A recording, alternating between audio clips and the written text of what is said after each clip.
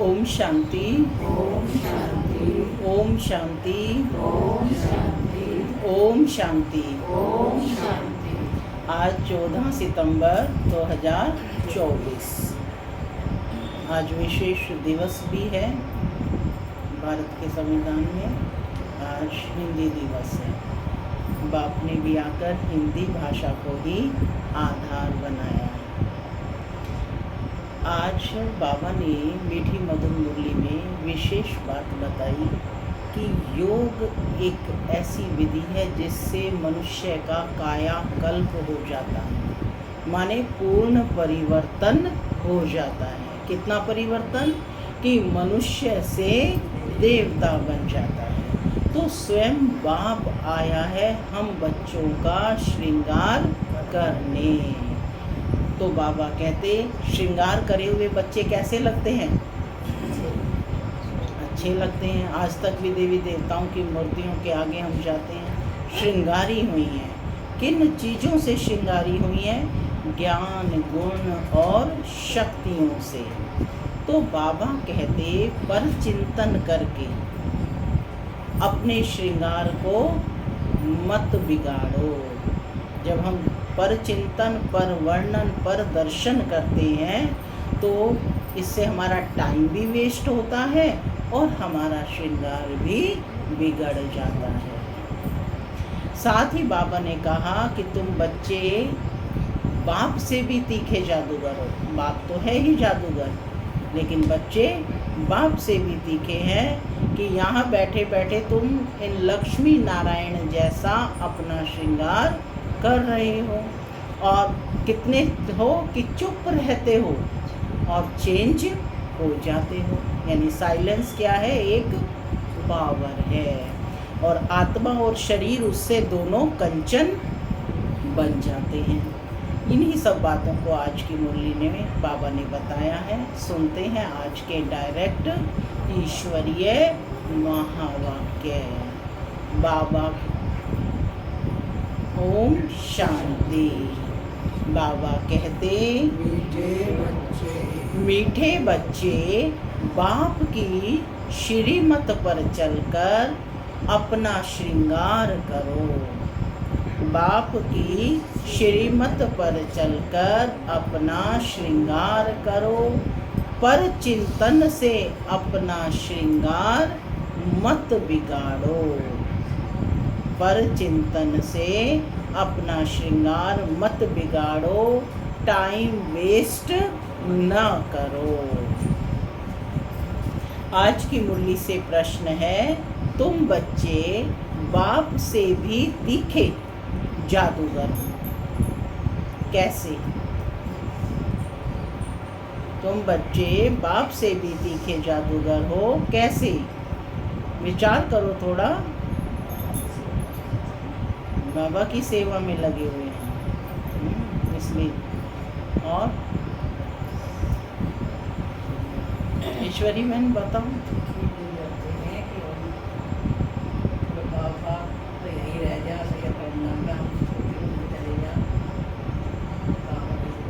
सुनते हैं बाबा का उत्तर।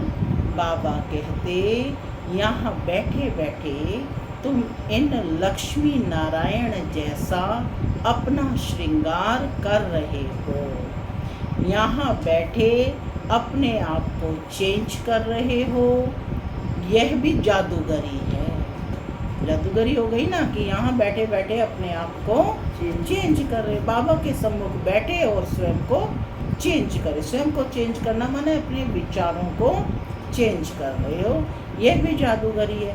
सिर्फ अलफ को याद करने से तुम्हारा श्रृंगार हो जाता है।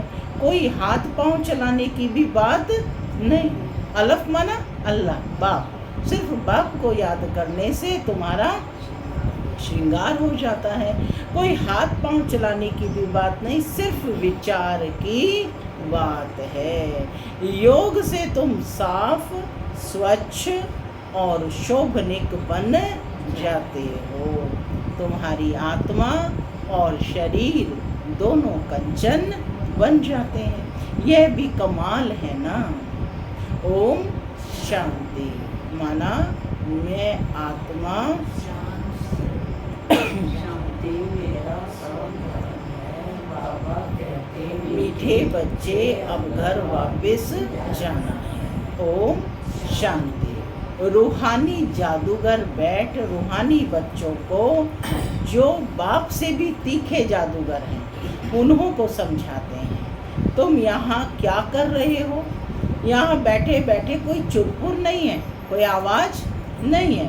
बाप अथवा साजन सजनियों को युक्ति बता रहे हैं। आत्मा कौन है? सजनिया। बाप कौन है? बाप भी है तो वह साजन भी है। साजन माना जो भला करने वाला है। साजन कहते हैं यहाँ बैठे तुम क्या करते हो? अपने को तुम ऐसे लक्ष्मी नारायण मिसल श्रृंगार रहे हो। क्या कर रहे हो? लक्ष्मी नारायण के समान अपना श्रृंगार कर रहे हो, क्योंकि सत्युग में हर बालक कौन होगी? लक्ष्मी होगी, हर बालक नारायण होगा, है ना। सभी समान होंगे। जहाँ जैसे यहाँ स्त्री पुरुष कहते हैं, मेल फीमेल कहते हैं, वहाँ पर क्या कहते हैं? लक्ष्मी नारायण। स्त्री को लक्ष्मी और पुरुष को नारायण कहते हैं। तो कहते हैं कि अपने को तुम ऐसे लक्ष्मी नारायण मिसल श्रृंगार रहे हो। कोई समझेंगे क्या? पूछ रहे हैं। जब आप ऐसे कह रहे हो तो क्या कोई समझेंगे क्या? नहीं।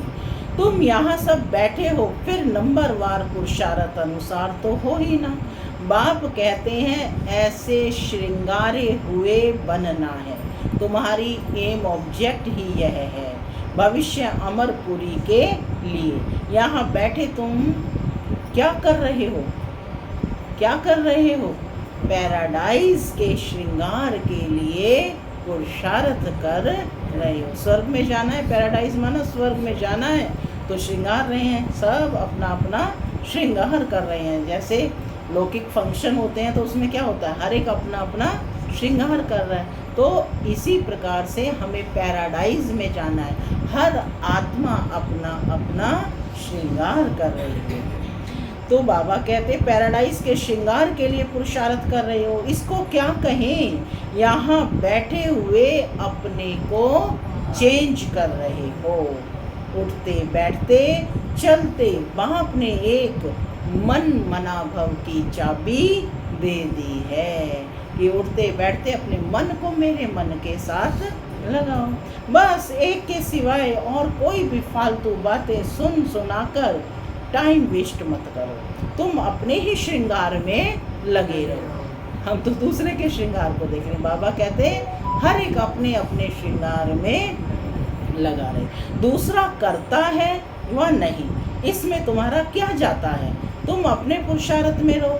कितनी समझ की बातें हैं। कोई नया सुनेगा तो ज़रूर वंडर खाएगा।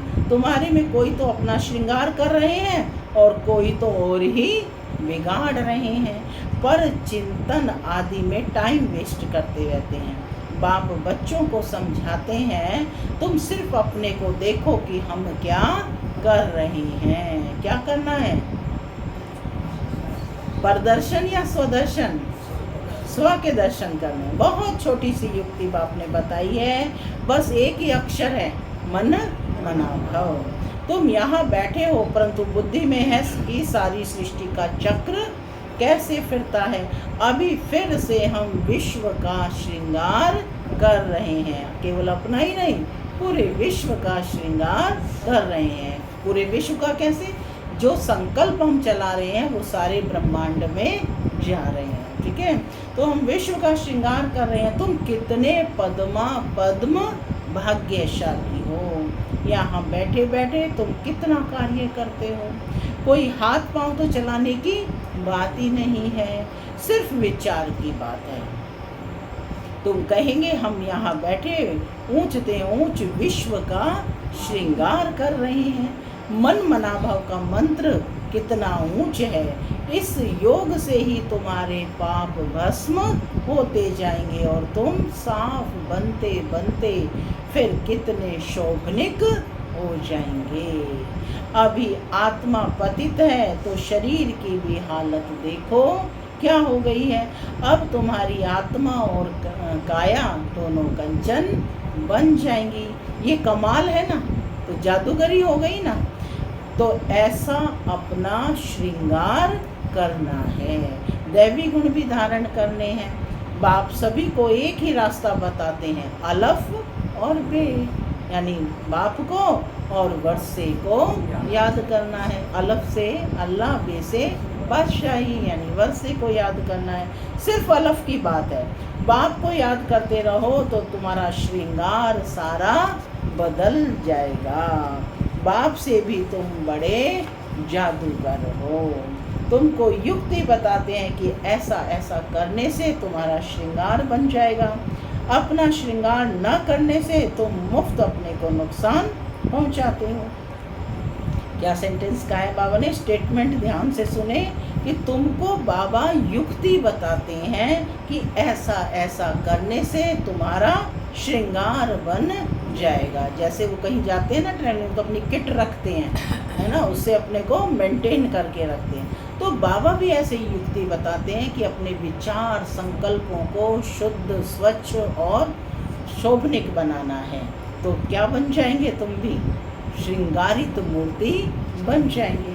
तो कहते तुम्हारा श्रृंगार बन जाएगा। अपना श्रृंगार न करने से तुम मुफ्त अपने को नुकसान पहुंचाते हो। इतना तो समझते हो हम भक्ति मार्ग में क्या क्या करते थे, सारा श्रृंगार ही बिगाड़ कर क्या बन गए हो। अब एक ही अक्षर से, बाप की याद से, एक ही अक्षर क्या है, बाप की याद से तुम्हारा श्रृंगार होता है।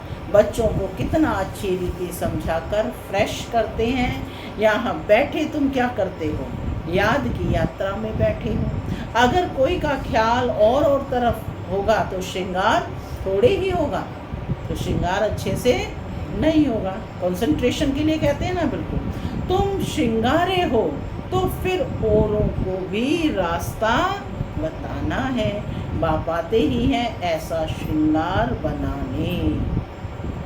कमाल शिव बाबा आपकी, आप हमारा कितना श्रृंगार करते हो। उठते बैठते चलते हमको अपना श्रृंगार करना है। कैसे करना है, उठते बैठते चलते फिरते अपना श्रृंगार करना है। माने बुद्धि का योग बाप से लगा कर रखना है। कोई तो अपना श्रृंगार कर फिर दूसरों का भी करते हैं, यानी एक दूसरे को बाबा की याद दिलाते हैं। कोई तो अपना भी श्रृंगार नहीं करते तो दूसरों का भी श्रृंगार बिगाड़ते रहते हैं। फालतू बातें सुनाकर उनकी अवस्था को भी नीचे गिरा देते हैं, खुद भी श्रृंगार से रह जाते हैं और दूसरों को भी राह देते हैं। तो अच्छी रीति सोच विचार करो, बाबा कैसे कैसे युक्ति बताते हैं। आज दिन भर संकल्प चलाने हैं, ठीक है, कि कैसे अपना श्रृंगार करना है। और बाबा ने क्या क्या युक्तियाँ बताई। भक्ति मार्ग के शास्त्र पढ़ने से ये युक्तियाँ नहीं आती हैं। शास्त्र तो हैं भक्ति मार्ग के, तुमको कहते हैं तुम क्यों शास्त्रों को नहीं मानते हो। बोलो हम तो सब मानते हैं, आधा कल्प भक्ति की है, शास्त्र पढ़ते हैं तो कौन नहीं मानेंगे। रात और दिन होते हैं तो ज़रूर दोनों को मानेंगे ना।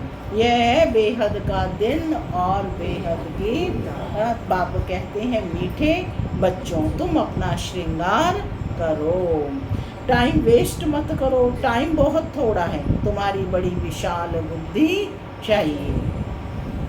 आपस में बहुत प्रेम होना चाहिए, टाइम वेस्ट नहीं करना चाहिए, क्योंकि तुम्हारा टाइम तो बहुत वैल्यूएबल है, यानी मूल्यवान है।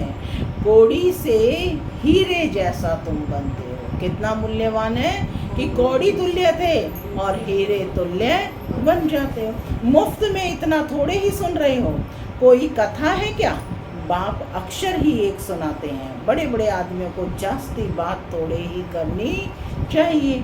बात तो सेकंड में जी, बाप तो सेकंड में जीवन मुक्ति का रास्ता बताते हैं। क्या कहा बाबा ने, सेकंड में। मूल्यवान बात है कि सेकंड में जीवन मुक्ति का रास्ता बताते हैं। यह है ही ऊंच श्रृंगार वाले, तब तो उन्हों के ही चित्र हैं जिनको बहुत पूजते रहते हैं। जितना बड़ा आदमी होगा उतना बड़ा मंदिर बनाएंगे, बड़ा श्रृंगार करेंगे।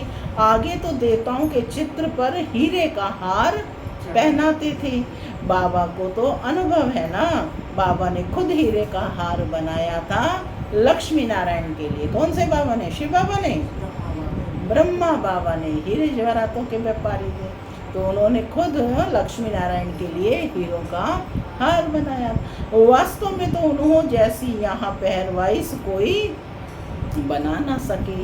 अभी तुम बना रहे हो नंबरवार पुरुषार्थ अनुसार, तो बाप समझाते हैं बच्चे टाइम वेस्ट ना अपना करो ना औरों का करो। बाप युक्ति बहुत सहज बताते हैं, मुझे याद करो तो पाप मिट जाएं। याद बगैर इतना श्रृंगार हो ना सके। मुख्य बात है याद। याद से ही कायाकल्प होगा, यानी परिवर्तन होगा। तो बाबा कहते मुख्य है याद। याद बगैर इतना श्रृंगार हो ना सके। तुम यह बनने वाले हो, दैवी स्वभाव धारण करना है, इसमें कहने की भी दरकार नहीं, परंतु पत्थर बुद्धि होने के कारण सब समझाना पड़ता है। 1 सेकंड की बात है। बाप कहते हैं मीठे मीठे बच्चों, तुमने अपने बाप को भूलने से कितना श्रृंगार बिगाड़ दिया है। बाप तो कहते चलते फिरते श्रृंगार करते रहो, परंतु माया भी कम नहीं है। कोई कोई लिखते हैं बाबा आपकी माया बहुत तंग करती है। क्या बाबा की माया है? कमी कमजोरियां हमारी हैं, बाबा की नहीं। माया क्या है? हम आत्माओं के जो विकार हैं, कमियां हैं, कमजोरियां हैं, वही हमें तंग करते हैं। तो कहते हैं कि कोई कोई लिखते हैं कि बाबा आपकी माया बहुत तंग करती है। अरे हमारी माया कहाँ है? यह तो खेल है ना। मैं तो तुमको माया से छुड़ाने आया हूँ। मेरी माया फिर काहे की? इस समय पूरा ही इनका राज्य है। जैसे इस रात और दिन में फर्क नहीं हो सकता, यह फिर है बेहद की रात और दिन। इनमें 1 सेकंड का भी फर्क नहीं हो सकता। अभी तुम बच्चे नंबरवार पुरुषार्थ अनुसार ऐसा श्रृंगार कर रहे हो। बाप कहते हैं चक्रवर्ती राजा बनना है। चक्रवर्ती राजा बनना है। किस किस को बनना है? हाथ खड़ा करो। सबको चक्रवर्ती राजा बनना है। आपको नहीं बनना? सभी हाथ खड़ा करेंगे। बनना है तो नहीं बनना। तो बाबा क्या कहते? चक्रवर्ती राजा बनना है तो हाथ खड़ा करो। हाथ खड़े करने से क्या चक्रवर्ती राजा बन जाएंगे? चक्रवर्ती राजा बनना है तो क्या करोगे? फिर चक्र फिराते रहो। चक्र फिराएंगे अपनी। अभी कहा ना माया तंग करती है, तो माया का जो विकार है उनका गला काटना है सुदर्शन चक्र से।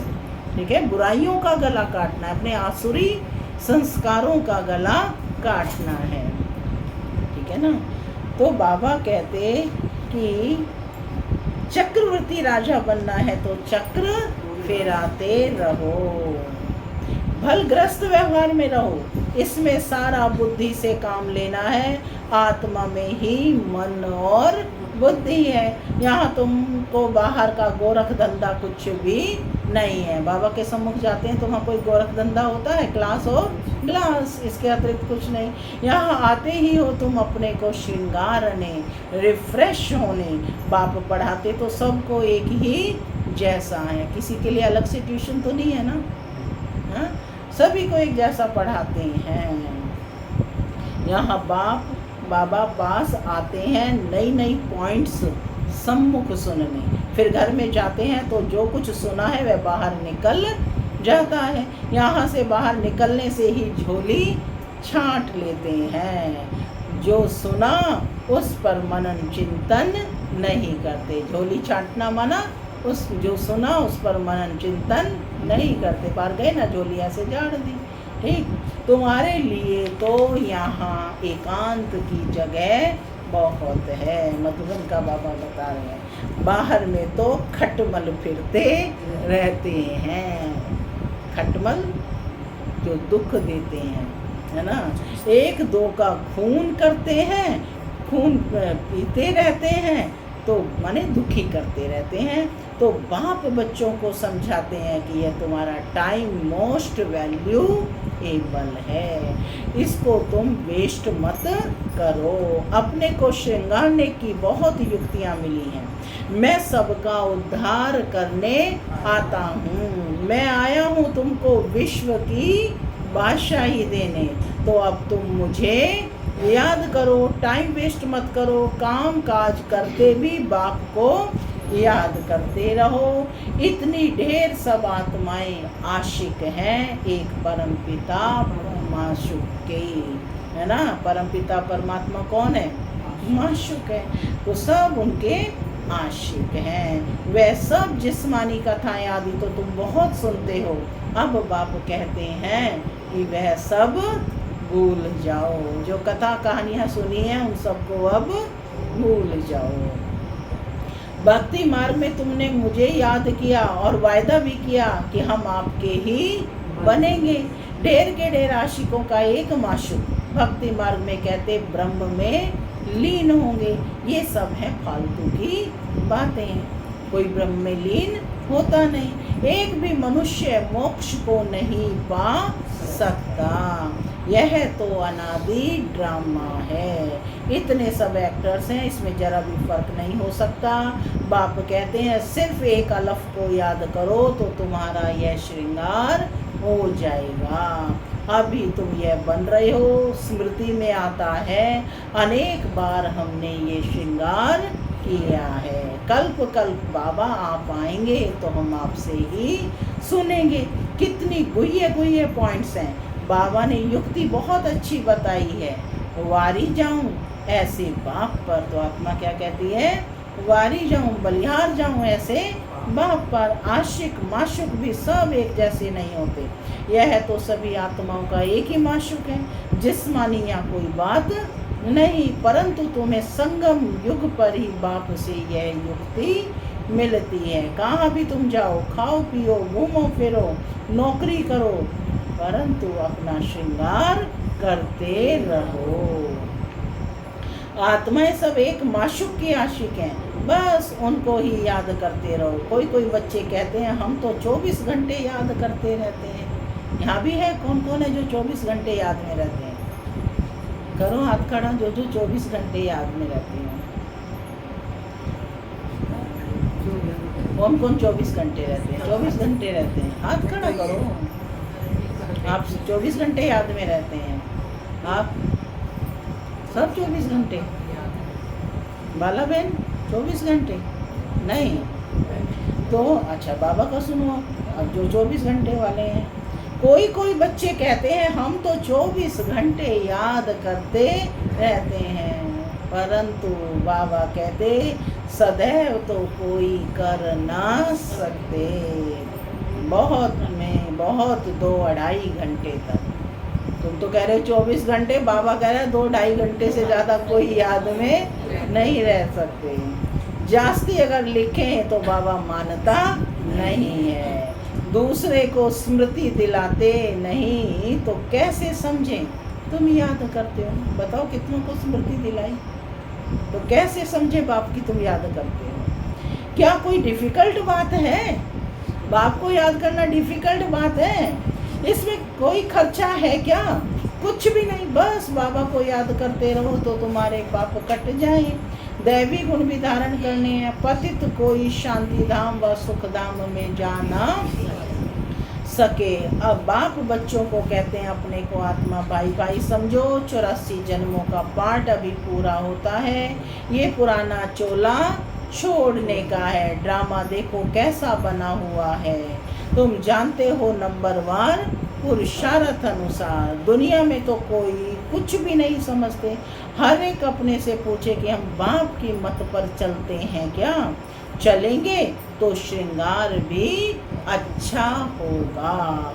एक दो को उल्टी बातें सुनाकर अथवा सुनकर अपना श्रृंगार भी बिगाड़ देते हैं तो दूसरे का भी बिगाड़ देते हैं। बच्चों को तो इसी धुन में लगा रहना है कि हम ऐसे श्रृंगारधारी कैसे बने। देवी देवताओं का, लक्ष्मी नारायण का चित्र है ना सामने, तो क्या देखना है कि हम ऐसे श्रृंगारधारी कैसे बने। या इनके कपड़ों को देखते रहेंगे कि ऐसे कपड़े हम कब पहनेंगे, ऐसे गुण हम कब धारण करेंगे। ठीक है ना, वो जो पहरवाइश वहाँ होगी वो वहीं होगी।